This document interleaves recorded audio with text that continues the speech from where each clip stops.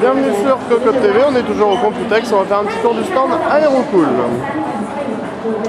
Alors chez Aerocool, ça on n'y aura pas droit en France, donc on passe. On va s'intéresser rapidement aux 3 souris qui arriveront prochainement. On a la StrikeX Combat qui est plutôt un modèle d'entrée de gamme. Alors toutes les specs ne sont pas encore définies pour le moment. On aura ensuite la StrikeX Freedom qui est une petite souris haut de gamme sans fil, un peu typé Razer. Et ensuite on aura la StrikeX Blast avec du capteur laser. Et encore une forme qui ressemble un peu à du Rocat. 2 nouveaux casques aussi, le StrikeX Wave avec des drivers de 50 et un micro. Et le StrikeX Sony qui lui aussi est avec des drivers de 50. On continue avec la nouvelle gamme GT. La nouvelle gamme GT, c'est 2 boîtiers, donc le GT en blanc. Plutôt une jolie chose en fait. Avec une porte avant qui est magnétique. Donc en fait, on la place où on veut. On peut aussi la faire monter ou descendre. Il y aura également une version totalement noire et rouge. Au niveau du châssis, on est sur un châssis qui est plutôt très moderne avec une grosse ventilation, du 140 mm, du 200 mm. On aura également une gamme d'alimentation GT qui va ressembler un petit peu au boîtier avec dans le fond des modèles 80 plus bronze modulaire, non modulaire de 550 à 1050 watts. Et ici des modèles en 80 plus gold, modulaire uniquement. Et là on sera sur des puissances de 550, 750, 1050 watts. Le GT présente vraiment bien.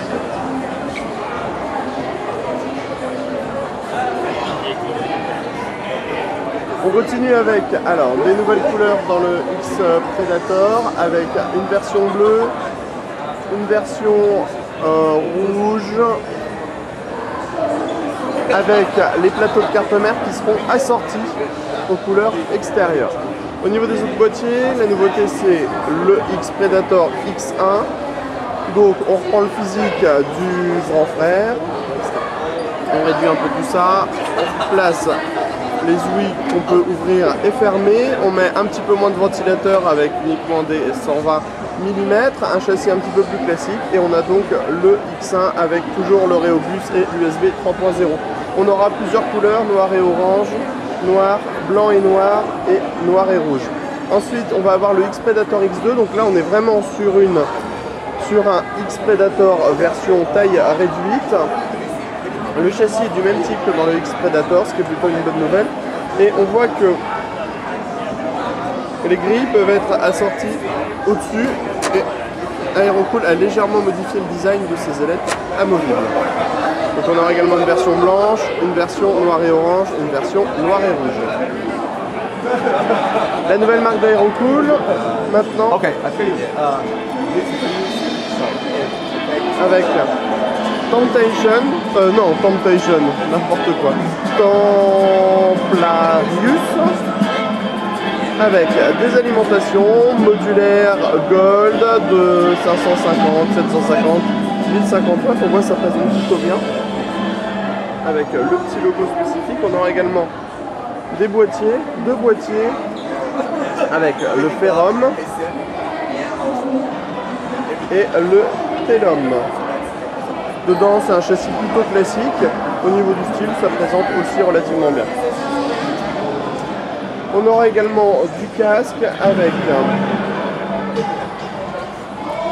le Virtus, qui marche plutôt bien. Il a un processeur de son en fait dans sa petite télécommande, ce qui permet de donner plus de qualité, plus de profondeur au son. On aura 2 autres modèles plus classiques. On a également un gant pour gamer, donc avec une barre en fer qui vous permet d'avoir exactement la bonne forme du poignet pour quand vous jouez. Ça se met comme ça. C'est pour les professional gamers, comme ils disent. On a ensuite la gamme Gladiator en clavier. Donc on a un clavier un peu plus haut de gamme avec rétroéclairage. On reste sur une membrane et une souris Gladiator assortie donc avec rétroéclairage rouge, du logo. Par contre, au niveau de toutes les specs complètes, on vous donnera tout ça dans les news. Et on a le Arma. Le Arma, c'est un clavier qui est un peu moins haut de gamme, donc pas de programmation, pas de logiciel, pas de rétroéclairage, par contre un bon style. Et on a également la souris Arma en 3200 dpi qui, elle, présente plutôt bien. Et qui est plutôt sympathique. On était donc chez Aerocool et Templarius et on vous dit à bientôt sur Cocotte TV.